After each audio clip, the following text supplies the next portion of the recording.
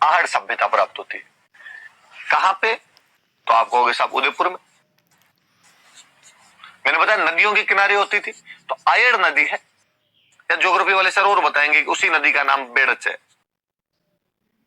तो आयड़ का दो या बेड़च का दो, वो जो आयड़ या बेड़च नदी है उसके किनारे आपको ये सभ्यता दिखाई देती है। प्राचीन काल में जो प्राचीन अभिलेख मिले हैं हमें, या जो जैनों के ग्रंथ मिले हैं, उसके अंदर इसका नाम मिलता है हमें अघाटपुर।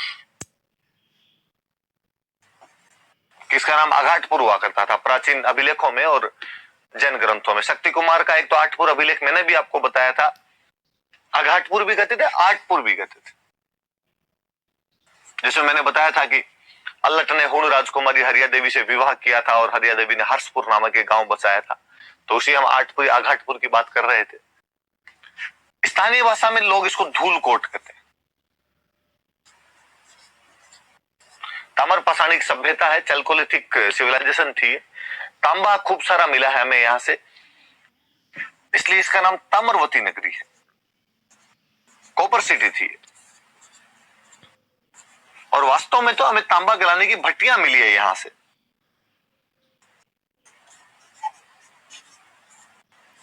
कॉपर मेल्ट करने की खूब सारी भट्टियां प्राप्त होती है। दो तीन बातें मैंने बताई कि उदयपुर में आयड़ या बेड़च नदी के किनारे स्थित है। प्राचीन काल में इसे अघाटपुर या आठपुर कहा जाता था। स्थानीय भाषा में लोग इसे धूलकोट कहते हैं।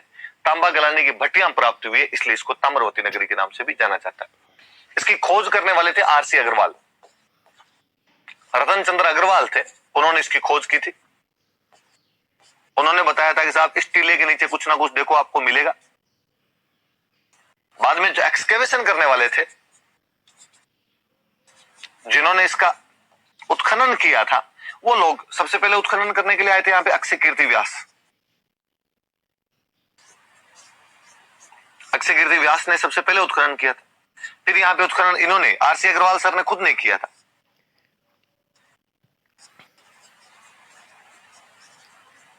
वीएन मिश्र जो हम कल पढ़ रहे थे पुणे यूनिवर्सिटी वाले, वो भी यहां पर उत्खनन करके गए थे। और लास्ट में गुजराती बंधु आए थे, हसमुख धीरज सांकलिया या एचडी सांकलिया,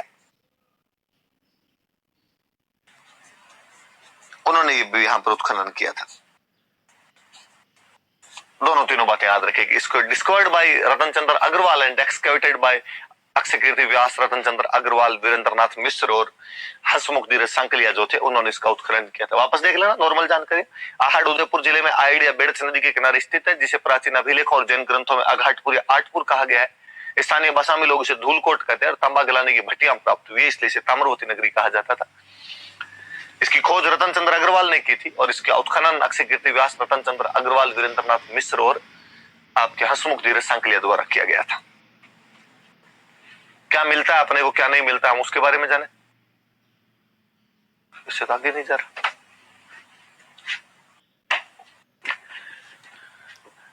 क्या मिला हमें, आहड़ से क्या प्राप्त होता है? सबसे बड़ी चीजें तो यहां से जो मिले हमें को मृद भांड मिलते हैं, अर्दनवेयर्स, मृद भांड।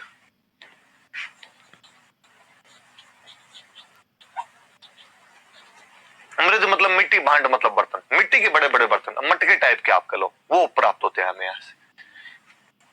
मृद भांडों की संस्कृति है वास्तव में लाल या काले रंग के, लाल और काले रंग के मृद भांड प्राप्त होते। इनको यहां पर लोग बोलते थे गोरे, या इनको बोलते थे कोट।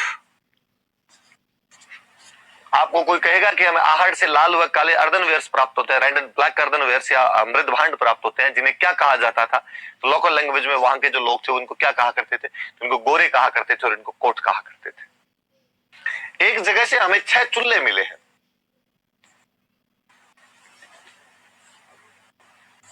एक घर है जहां से हमें 6 चूल्हे प्राप्त होते हैं। तो उनका इतने चूल्हे कैसे? तो किसी ने कहा ज्वाइंट फैमिली रही होगी, संयुक्त परिवार रहा होगा।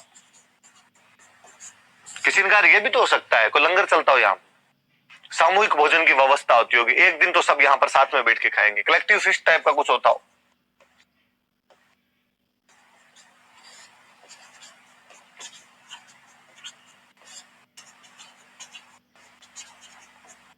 हालांकि हम जब भी मैं पढ़ाता हूं मैं हमेशा बताता हूं कि यहाँ से 6 चूल्हे प्राप्त होते हैं, जो जॉइंट फैमिली या कलेक्टिव सिस्ट की तरफ इशारा करता है, या सामूहिक भोजन व्यवस्था और संयुक्त परिवार की तरफ इशारा करता है। पर मेरे कभी चीज गले नहीं उतरती कि मैं अक्सर गांव के अंदर देखता हूँ कि संयुक्त परिवार में चूल्हा तो एक ही होता है, लोग ज्यादा होते हैं, और परिवार के टूटने को गांव में तो बोलते हैं कि थारो चूल्हो न्यारो कर लो। चूल्हा अलग हो गया तब तो संयुक्त परिवार बचा ही नहीं, परिवार अलग हो गया। पर पता नहीं इतिहासकारों ने किस आधार पर इसका निर्धारण किया होगा और उन्होंने कहा होगा कि नहीं 6 चूल्हे मिले हैं तो ये संयुक्त परिवार अपने आप में। कई बार मुझे लगता है कि यार इतिहासकार एलिट क्लास के लोग थे ज्यादातर, उनको पता ही नहीं था कि जो ज्वाइंट फैमिली होती है वो कैसे रहती है। वो लोग खुद ही न्यूक्लियर फैमिली के रहे होंगे, इसलिए जैसे जो कोई तुक्के मार सकता था उन्होंने अपने हिसाब से तुक्के मार लिए होंगे।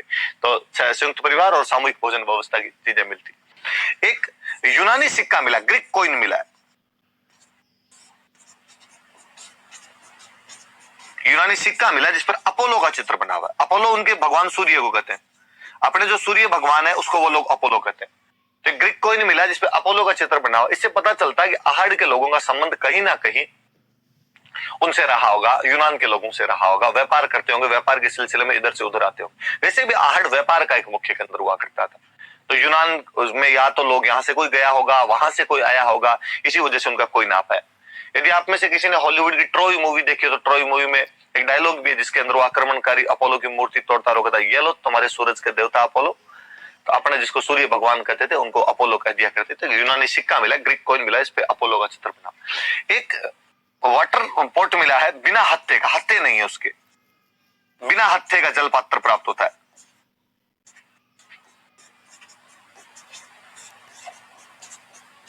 बिना हत्थे का जल पात्र प्राप्त, ऐसे जल पात्र हमें ईरान से मिले हैं। इसका मतलब इन लोगों का पर्शियन सिविलाइजेशन, ईरानी सभ्यता से भी संपर्क रहा होगा। वापस इस बात पर आइए आप कि व्यापार का मुख्य केंद्र था, इसलिए हमें यहाँ पर ग्रीक कॉइन मिलता है, हमें यहाँ से पर्शियन वाटर पोर्ट मिलता है जिसके हत्थे नहीं है साइड में, बड़ा सा एक जलपत्र बना हुआ है, साइड में हत्थे नहीं है, बड़ा है तो हत्थे होने चाहिए पकड़ने के लिए। पर कहते हैं ऐसे वाटर पोर्ट जो होता है वो ईरान के अंदर बना करते थे, तो शायद ये लोग व्यापार करते होंगे, वहां कोई चीज बेच के आए होंगे, तो उन्होंने कहा होगा लो बदले में ये ले, जो बार्टर सिस्टम होता था, वस्तु विनिमय हुआ करती थी, तो उन्होंने ये दे दिया होगा। तो अपने आप में ये बाट मिलते हैं अपने को यहां से। ये तीनों चीजें, यूनानी सिक्का, बिना हत्थे का जल पात्र और बाट, ये इशारा करते हैं कि व्यापार वाणिज्य का मुख्य केंद्र था। और व्यापार वाणिज्य वाले जो लोग हैं उन्होंने इस आहड़ की स्थापना की होगी, उन्होंने आहड़ को बसाया होगा, वो मुख्य रहे होंगे। हमें यहां से एक बैल की मरण मूर्ति प्राप्त होती है, बुल टेराकोटा।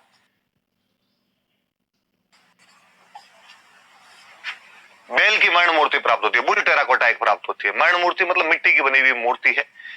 ऐसी मूर्तियां हमें बनास नदी के आसपास के जो भी जगह वहां पर मिली है, इसलिए इनके नाम ही है बनास का बेल या बनासियन बुल।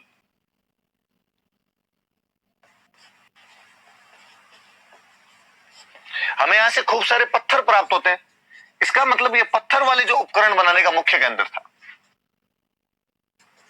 पाषाण स्टोन के जो उपकरण बनते थे उनका ये मुख्य केंद्र रहा होगा। अपने को यहां से एक सिलबट्टा मिला है।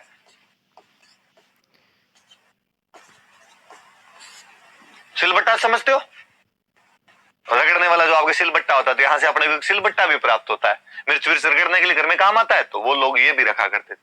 जो लाश मिली है उस लाश के साथ में गहने हैं।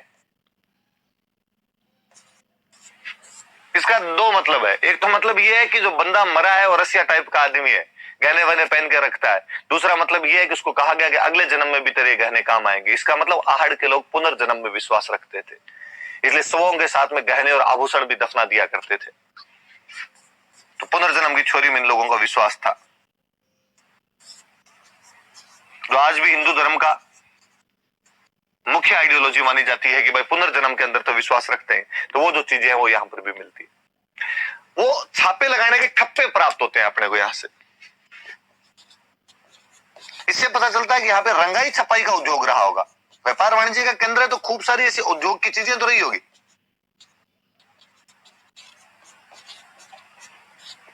छापे छापे मिले, ठप्पे अलग अलग मिले, जिनको यूं लगा लगा के आप रंग करो, रंग करने के बाद ठप्पे लगा दो तो अलग अलग प्रकार के अलंकरण वगैरह बन जाते, फूल पत्तियां बनाने, कोई त्रिभुज वर्ग वृत्त ये बनाने, तो ये सब चीजें मिलती। ये आहड़ की खूब सारी बातें हैं। क्या क्या मिला अपने को, क्या क्या नहीं मिला है, इन सब चीजों का अपने ध्यान रखना। अब काम कर रहा है। चलो मैं वापस यदि बताऊं आपको तो आहड़ जो है वो अपने उदयपुर में आइड या बेड़च नदी के किनारे स्थित है। प्राचीन काल में इसको आघाटपुर या आठपुर कहा जाता था। स्थानीय भाषा में धूलकोट कहते हैं। तांबे गलाने की भट्टियों की वजह से इसको ताम्रवती नगरी कहा जाता है। रतन चंद्र अग्रवाल ने इसका खोज की थी। बाद में अक्षय व्यास, रतन चंद्र अग्रवाल, वीरेंद्रनाथ मिश्र और हंसमुख धीरज सांकलिया ने इसका उत्खनन किया था। यहाँ से हमें खूब सारे मृद भांड मिले हैं जो काले और लाल रंग के हैं, जिनको गोरे और कोट कहा जाता था। एक ही जगह से हमें 6 चूल्हे प्राप्त होते हैं, जिससे पता चलता है कि या तो ज्वाइंट फैमिली होगी या यहाँ पे सामूहिक भोजन व्यवस्था रही होगी। यहाँ से हमें यूनानी सिक्का मिला है जिस पर अपोलो का चित्र बना हुआ है। बिना हैंडल का वाटर पोर्ट मिला है। वैसे वाटर पोर्ट हमें पर्सियन सिविलाइजेशन में मिलते थे। हमें यहाँ से बाट मिलते हैं। ये सब चीजें बताती है कि यह एक व्यापार वाणिज्य का मुख्य केंद्र रहा होगा। हमें यहाँ से बैल की एक मिट्टी की मूर्ति टेराकोटा मिली है जो बनास नदी के आसपास के लगभग सभी क्षेत्रों में मिली है, इसलिए हम कहते हैं वो बनास का बेल है अपने आप में। हमें यहाँ से पत्थर खूब सारे मिले, इसका मतलब ये पत्थर के उपकरण बनाने का भी मुख्य केंद्र रहा होगा। हमें यहाँ से एक सिलबट्टा मिला है। जो लाश मिली है उसके साथ गहने हैं, इसका मतलब ये लोग कहीं ना कहीं पुनर्जन्म में विश्वास रखते होंगे। हमें यहाँ से ठप्पे, छापे लगाने के ठप्पे प्राप्त होते हैं, इससे पता चलता है कि रंगाई छपाई उद्योग का भी मुख्य केंद्र रहा होगा। खूब सारी बात। इस सभ्यता के कई केंद्र और है। आहड़ के यदि मैं अन्य केंद्र बताऊं आपको तो 2-3 केंद्र बताना चाहूंगा मैं आपको। एक गिलुंड, एक बालाथल, एक ओछियाना।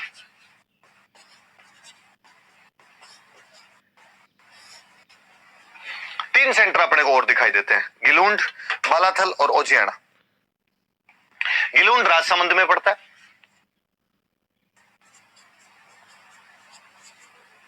बनास नदी के किनारे 2 टीलों का उत्खनन किया गया था जिनको लोकल भाषा में लोग मोडिया मगरी बोलते हैं।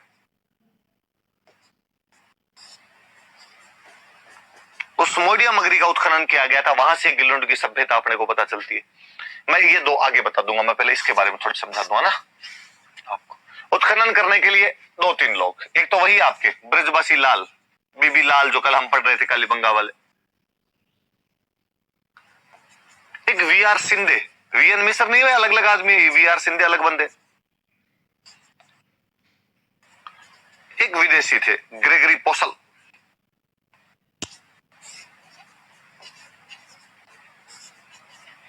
ये कुछ लोग इसका यहां पर उत्खनन करते हैं। गिलुंड और आहड़ में एक बड़ी जोरदार सी चीज दिखाई देती है। आहड़ में कच्ची ईंटों के मकान दिखाई देते हैं हमें, जो कि आपके सूर्य की रोशनी के अंदर पकाए गए होंगे, सूर्य के प्रकाश में पकाए गए होंगे। जबकि गिलुंड में हमें पक्की ईंटों का प्रयोग दिखाई देता है।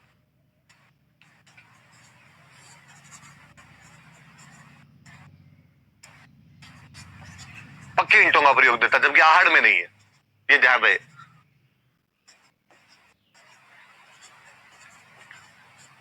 आहड़ के अंदर नहीं है, लेकिन हमें यहां से ये पक्की ईंटों के वो प्रयोग दिखाई देता है।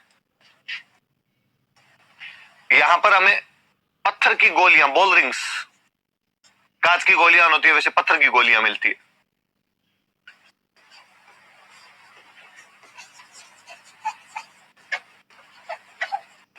मिट्टी के खिलौने, टावरों के जो खिलौने होते हैं, हाथी घोड़े बने हुए। और सबसे जोरदार चीज तो हाथी दांत की चूड़ियां।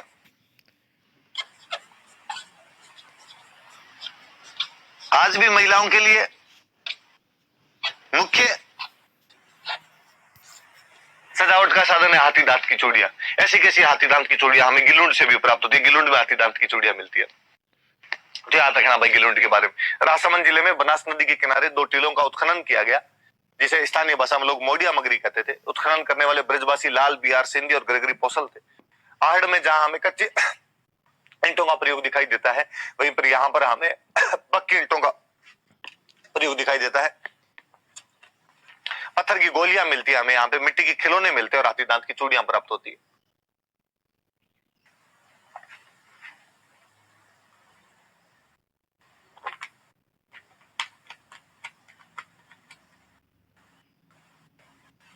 ये गिलुंड के बारे में। गिलुंड आहड़ सभ्यता का एक मुख्य केंद्र रहा है।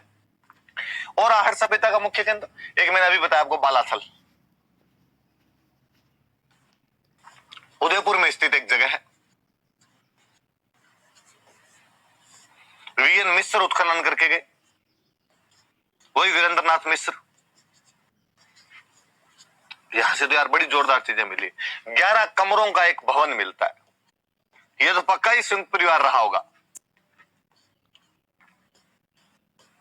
कि 11 कमरों का एक भवन बना हुआ है। यहां पे नलकूप के अवशेष मिलते, 5 प्रकार के मृद भांड, अलग अलग प्रकार के, और पॉलिशदार मिलते हैं, सादे मिलते हैं, काले मिलते हैं, अलग अलग प्रकार के मृद भांड और मिलते हैं। 5 प्रकार के मृद भांड प्राप्त होते हैं। इन लोगों का ऐसा कहा जाता है कि हड़प्पा वालों से कांटेक्ट था, हड़प्पा सभ्यता से संपर्क था इनका। कैसे पता चला? तो कहा यार एक तो जो मृद भांड मिले हैं ये वैसे ही है, एक तांबे के औजार प्राप्त होते हैं, ये वैसे के वैसे हैं जैसे हड़प्पा के अंदर थे, और जो मकान वगैरह भी बने हुए हैं ना,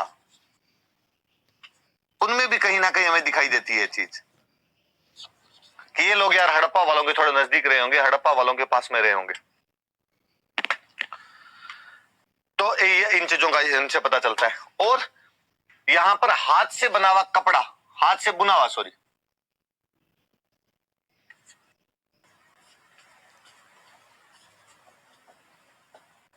हाथ से बुना हुआ कपड़ा मिला है। तो मुख्य मुख्य थोड़ी चीज याद रखना कि बालाथल एक आहड़ सभ्यता का एक और मुख्य केंद्र है जो उदयपुर में स्थित है। वीरेंद्रनाथ मिश्र ने उत्खनन किया था। 11 कमरों का एक विशाल भवन मिलता है, नलकूप के संकेत प्राप्त होते हैं, 5 प्रकार के मृद भांड मिलते हैं। संभवतः इन लोगों का संपर्क जो है वो हड़प्पा सभ्यता से रहा होगा, क्योंकि इनके मृद भांड, इनके तांबे के औजार और इनके भवन निर्माण पर उस हड़प्पा सभ्यता की झलक दिखाई देती है। हाथ से बुना हुआ कपड़ा प्राप्त होता है यहाँ पर। एक सेंटर और ले लो, ओजियाना।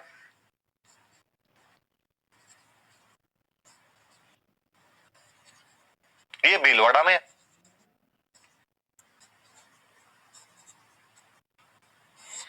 भीलवाड़ा के अंदर है। और यहां पर उत्खनन करने वाले 2 बंदे, एक तो बी.आर. मीणा और एक आलोक त्रिपाठी।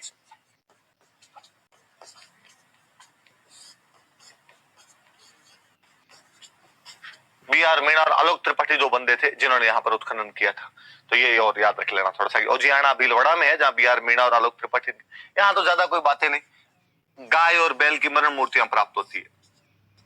वही मैंने कहा कि ये बनास के आसपास वाले सब क्षेत्रों में प्राप्त हुई है। टेराकोटा मरण मूर्तियां वो प्राप्त होती है। और बनास के आसपास जब इतनी मरण मूर्तियां मिलती है तो मुझे इस बात पर कतई अतरज नहीं होता कि आज भी राजसमंद जिले में नाथद्वारा के पास में गांव मोलेला जो कि टेराकोटा के लिए सबसे अधिक फेमस है। इसका मतलब कहीं ना कहीं पुराने टाइम में यहाँ के लोग टेराकोटा बनाने में सिरहस्त हुआ करते थे, टेराकोटा बनाने में प्रवीण, एक्सपर्ट, निपुण थे। इसलिए आज भी यहाँ के लोग ये चीजें बखूबी कर लेते हैं। तो ये इस सभ्यता के, आहड़ सभ्यता के 3 बड़े केंद्र मिलते हैं, 3 मुख्य केंद्र मिलते हैं। आहड़ एक तो खुद तो है ही अपने आप में, उसके बाद में गिलुंड है, उसके बाद में बालाथल है, उसके बाद में ओजियाना है। तो ये 3 चीजें याद रख लेना। अब इसके बाद मैंने कल जब आपको समझाया था तो मैंने कहा था पहले पाषाण काल है, पाषाण काल के बाद में आपकी जो सिंधु घाटी सभ्यता पढ़ेंगे, हम सिंधु घाटी सभ्यता के बारे में पढ़ रहे हैं। सिंधु घाटी सभ्यता से थोड़ी सी बात की आहड़ सभ्यता है, तो मैंने आपको साथ में यही पढ़ा दी, इसमें क्या क्या चीजें थी वो भी यहाँ पर आपको बता दी। अब इसके बाद वाली वैदिक सभ्यता है। वैदिक सभ्यता के बारे में अपने पास ज्यादा जानकारियां है